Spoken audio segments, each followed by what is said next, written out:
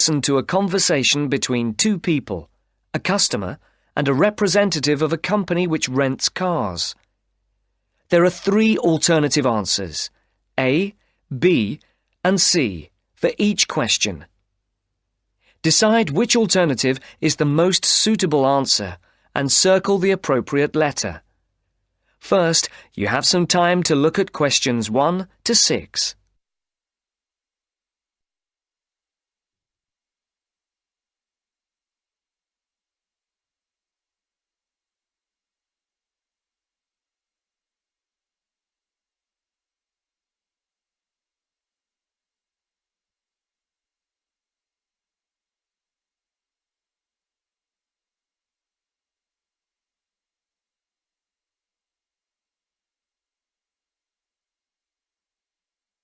You can see that there is an example which has been completed for you.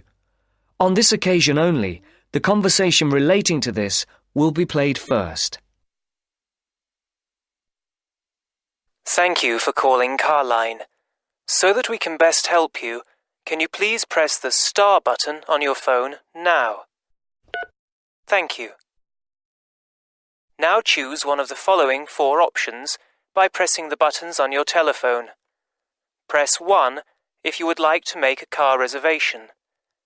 Press 2 if you would like to talk to someone about a car reservation. Press 3 if you would... Please hold while we put you through to one of our assistants. The caller can book a car by pressing button number 1. So A is the correct answer. Now the test will begin. Remember, you will hear the recording only once, so answer the questions as you listen. Now listen to the first part of the conversation and answer questions 1 to 6. Thank you for calling Carline. So that we can best help you, can you please press the star button on your phone now? Thank you. Now choose one of the following 4 options by pressing the buttons on your telephone. Press 1 if you would like to make a car reservation. Press 2 if you would like to talk to someone about a car reservation. Press 3 if you would... Please hold while we put you through to one of our assistants.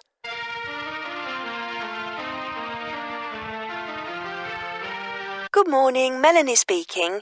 How can I help you? My name is Mr. Maxine, and I booked a car several days ago to be picked up from Heathrow Airport in London, and I'd like to change the booking. I see. Have you got a reference? Yes, I have it here somewhere on a piece of paper. Here it is. It's A for Alpha, C for Charlie, F for Foxtrot, Y for... Yeah. Yes. The number 15, 15, A for Alpha, and G for Go. Let's see. Can I just check that? ACFY15AG. Yes. Mr. John Maxine. Yes, that's it. Okay, so how can I help you?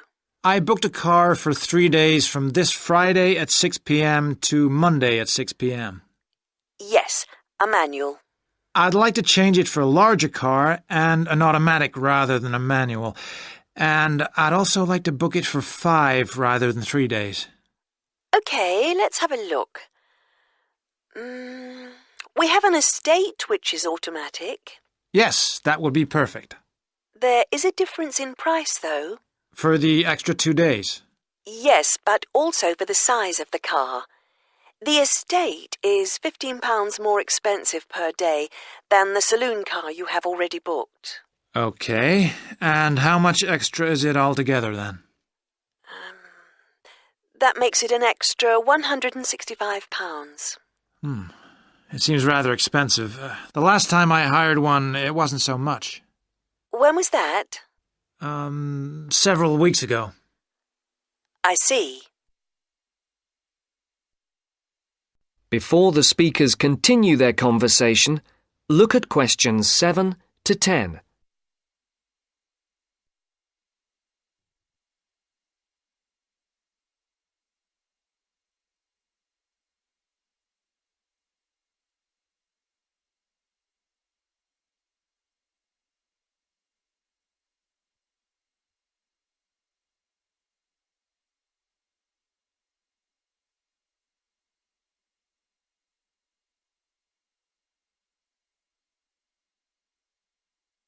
As you listen to the rest of the dialogue, complete the numbered spaces 7 to 10. Write no more than 2 words or a number for each space. Well, it's basically because the rates change daily according to the cars available. The estate is the last automatic we have for hire for that period. We have a manual estate, which is cheaper, if that would help. No, it has to be an automatic. OK. Shall I debit your card for the extra £165? Is it possible for me to pay the extra in cash when I pick up the car at the airport? I'm afraid that isn't possible, as there are no facilities for handling cash at that time of the day. That seems odd. It's because the money can't be banked in the evening, and for security reasons, no cash is held on the premises. OK, you can debit my card. You'll have to give the number to me again. Isn't it logged on the screen? For security reasons, it doesn't come up on the screen when we look at the booking. Any changes, and it has to be entered again. I see. It's 3-4-4-5-9-9-1. 3-4-4-5-9-9-1. 4-4-2-5. 4-4-2-5. 7-7-5-0. 7-7-5-0. OK, that has now been authorised. Shall we send the receipt to your Park Vale address? Yes, number 40.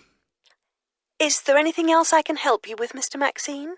No, nothing else, thank you. Have a nice trip. Thank you.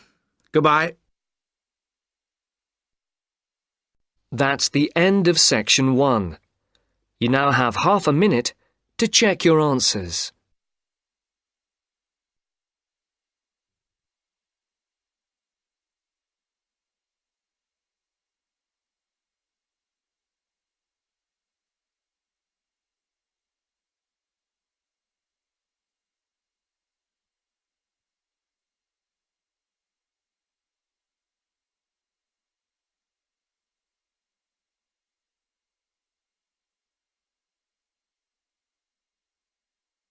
Now turn to section 2.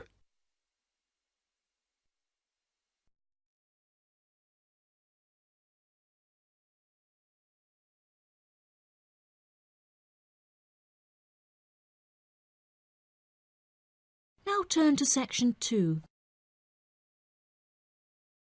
Section 2. You will hear part of the radio programme about online exchange business.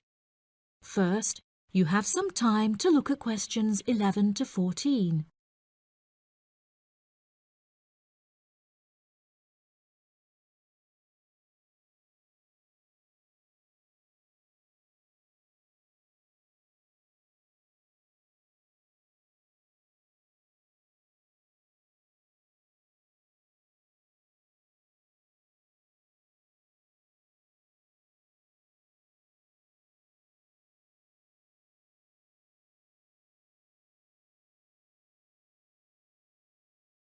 Now listen carefully and answer questions 11 to 14.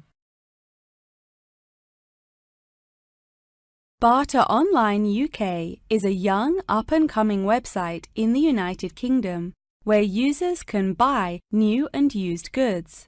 However, instead of paying with money, registered users instead exchange their purchase for an item of similar value. This part is perhaps the most complicated, as the registered users themselves must mutually decide on an appropriate value, with value either being the recommended retail price, RRP, or simply how much they believe the item to be worth. The website has been founded by a group of 4 friends in the north of England. Originally, they exchanged their belongings among family members. They frequently found themselves swapping their belongings when they no longer had any use for them. They live by the motto, "One person's trash is another person's treasure," and hate to throw things away. As more and more people caught wind of the idea, and wanted to participate in the exchanges, the group decided that the idea had the potential to become a successful business venture, and so it did. Barter Online UK is a startup online business, which took 3 months to set up, and has now been running for around half a year. Despite only being founded a short time ago, the website has already garnered about 1,500 registered users, with 500 more than expected, a huge achievement for the founders. Some of the users are registered in the United Kingdom and Canada, with the majority from the Republic of Ireland. In order to become a registered member, users must first fill in their personal details, followed by their credit or debit card details, which will be used to take payment of a monthly fee of £5. As long as this fee is paid, users will be able to perform an unlimited number of online exchanges. Before you hear the rest of the programme, you have some time to look at questions 15 to 20.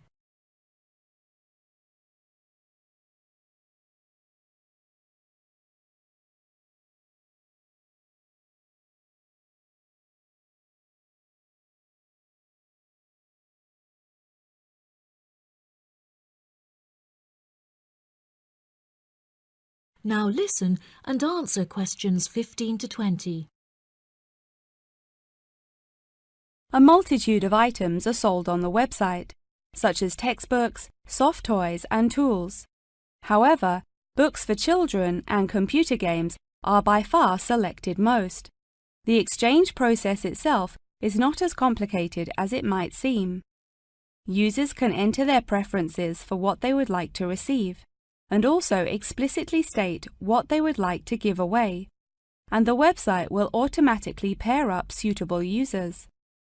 If, however, a user doesn't want to give anything away, but would simply like to buy something, Barter Online UK does support a secure online payment system, where users can perform a normal monetary transaction. Despite this, the founding group strongly discourages the use of the online payment system, clearly stating that this goes against the intended ethos of the company. Although bartering is an age-old process, many of the website's users are unsure how to decide which of their own items to exchange. It often helps to order items by popularity, using the filter button provided. This will tell the website to find out popular items for users' convenience. To this, the founding members say, just put everything you don't want on there. Different people have different tastes, and you never know what they might be looking for. In order to aid registered users in their exchanges and to provide them with assurance, the founders recently added a new feature whereby on completion of an exchange, users will be encouraged to provide each other with feedback. This feedback will include criteria such as the quality of the item as compared with how it was advertised, the ease of communication with the seller, the speed at which the item was delivered, and so on.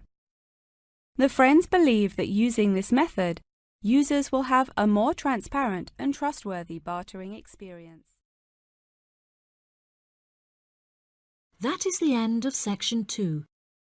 You now have half a minute to check your answers.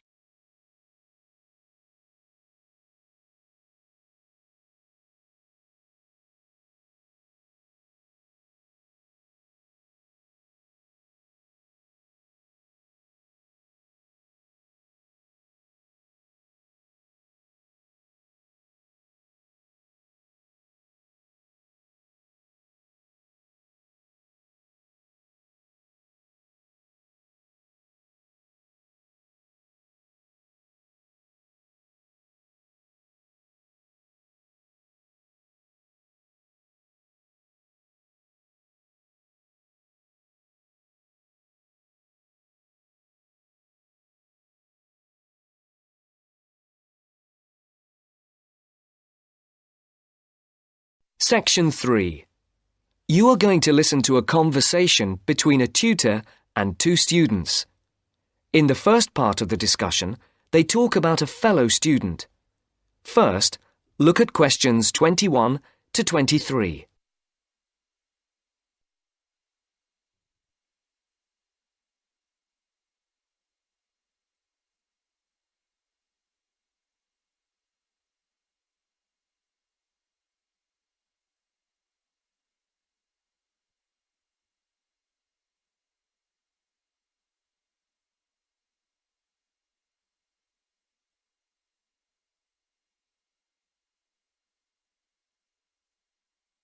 As you listen, answer the questions. Write no more than 2 words for each answer. Francis and Steve, hi. Now, before we start the tutorial, am I right in thinking that you haven't heard about Lorraine? No. What about her? She's already left. What? Well, she hasn't told anyone. You sound surprised. Weren't you half expecting it? Yes, but she could at least have told us, though. We've been on the course together for the past 3 years, and it would have been nice to know. She always was the sort to keep herself to herself. Yes, I know what you mean. Did she give any reason? Well, she got that job. What? Yes, and she's been given permission to leave, as there's only a week to go before the end of the course. But she'll be back for the exam week. Oh, well, we'll just have to catch her on the mobile after the class. She's gone back to Wales first. Oh, dear. We'll get hold of her on the mobile. She did say that it might not be possible to contact her for a couple of weeks. Oh, OK. If that is what she wants. Before the conversation continues, look at questions 24 to 30.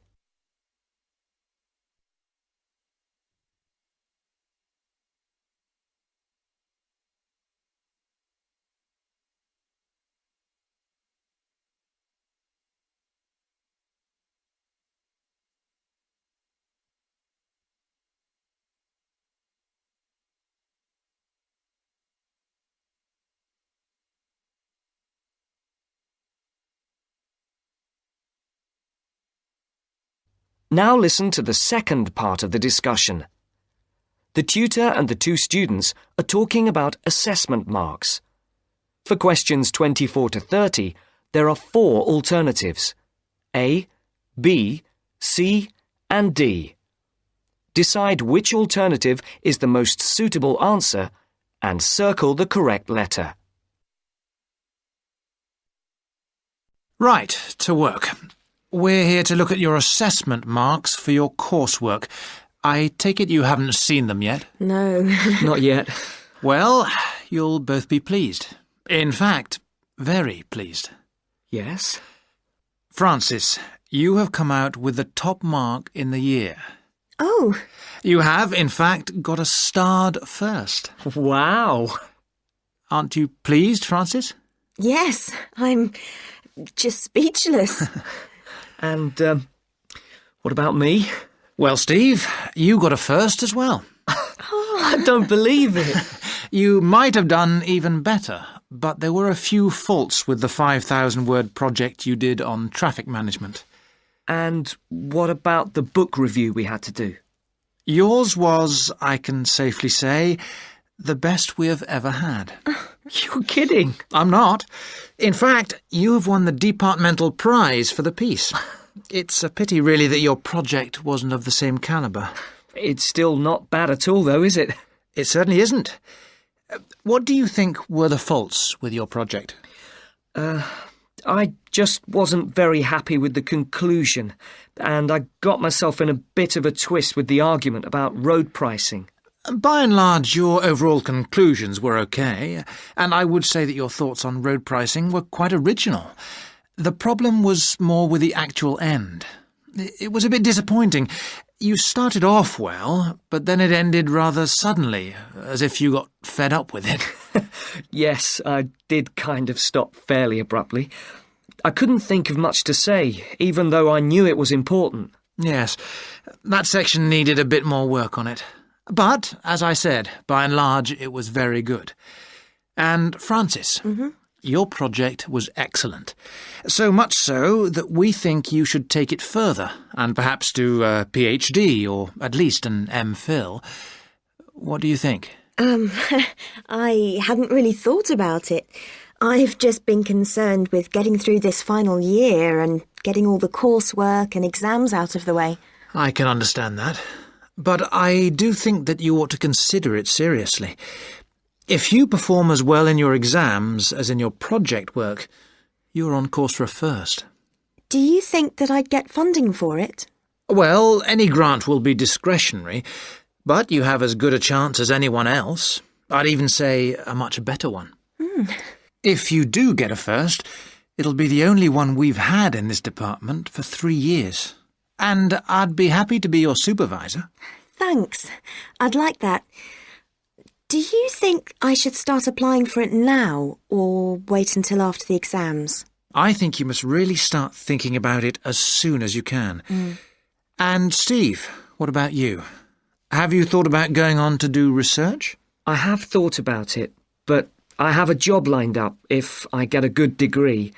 And quite honestly, I am fed up with not having enough money to do the things I would like to do. I can understand that. Is there anything that either of you would like to talk about? Yeah, I have a couple of things I'd like to ask, if you don't mind. OK. We have roughly 20 minutes left, so, Steve, would you like to go first? Right.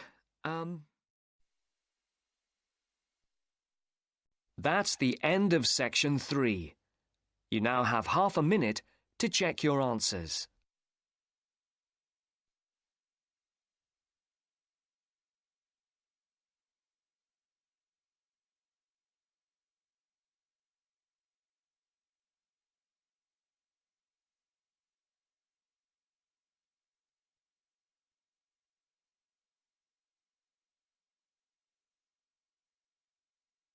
Section 4. You will hear part of a lecture on wildlife.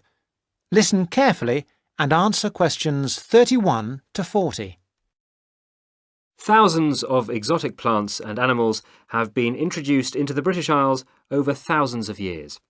These newcomers compete with native species for resources and can also cause major changes in the wildlife and in the habitats of our countryside.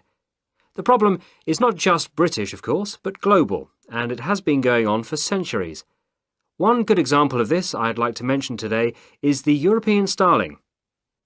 The starling to us in the UK is a fairly ordinary little bird, about 12 inches long. In flight, it appears to be black or grey with tiny white spots, so it's a very ordinary-looking, almost dirty-looking bird. It nests in trees and buildings and can be found in the country and in towns. It travels in large flocks, leaving the nests in the morning and returning in the early evening. It feeds on insects and fruit. Its native range includes the British Isles and Finland, but it is also found in most of Europe and parts of Asia and Africa. In the British Isles and Finland, however, it has suffered a huge decline, and in these countries there is an effort to conserve the species. It is a different story in some of the places where it has been introduced. For example, the population in the USA is estimated at 170 million birds. Also, they are becoming a big problem in Australia and New Zealand. Starlings, as I have said, nest in trees, and it has been found that they are more aggressive than native species, native that is to Australia and New Zealand, when they are looking for nesting places. They therefore compete with native species for nests, and also they drive those species away from nests. So, this nest-building activity causes harm to native species, but also they are a nuisance to humans. They gather in large flocks of thousands of birds and feed together on commercial crops. This causes great financial damage to farmers. And they also make a mess, both in the town and the countryside. There is also the problem that starlings may carry diseases which affect both humans and other animals, although this has not been really confirmed and we are waiting for more work to be done on this. The question arises, what are we to do about foreign species which not only do damage to native species but interfere with human activity? We have 3 approaches in theory, but usually it is not a free choice between them. Usually we have to do the best we can and that money will allow. The best approach, of course, is prevention, and many countries have passed legislation which attempts to limit or prevent the arrival of non-native species in their countries.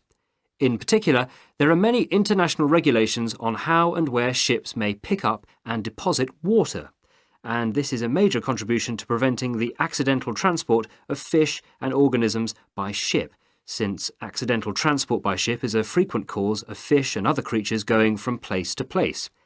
Ports also have special areas where water can be deposited, and many of them have treatment facilities to kill any foreign species that may establish themselves in their waters. For fish and organisms that live in water, these international regulations are useful, but obviously not all species can be dealt with in this way. Sometimes it is simply too late for prevention. Then we have to consider eradication or management. By management, I mean that we have to decide how best to live with the new creatures and how to keep their numbers down. However, this becomes not only a scientific question, it can be a matter of choice what population level of an invasive species we want to maintain. This choice involves costs. There is the cost of living with the species, and there is the cost of managing the species over time, and species management is usually a long-term business without any foreseeable end. However, there is not just the economic aspect to this question. We can also consider the ethical point. How should we treat animals which we have, sometimes deliberately, introduced into the environment?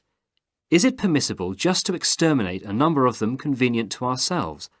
The most important decision has to be made in the political forum, whatever considerations go into the making of that decision. These questions are relevant also to the approach of eradication, which is another option, but which does not have an encouraging history. Many attempts have been made to eradicate introduced species.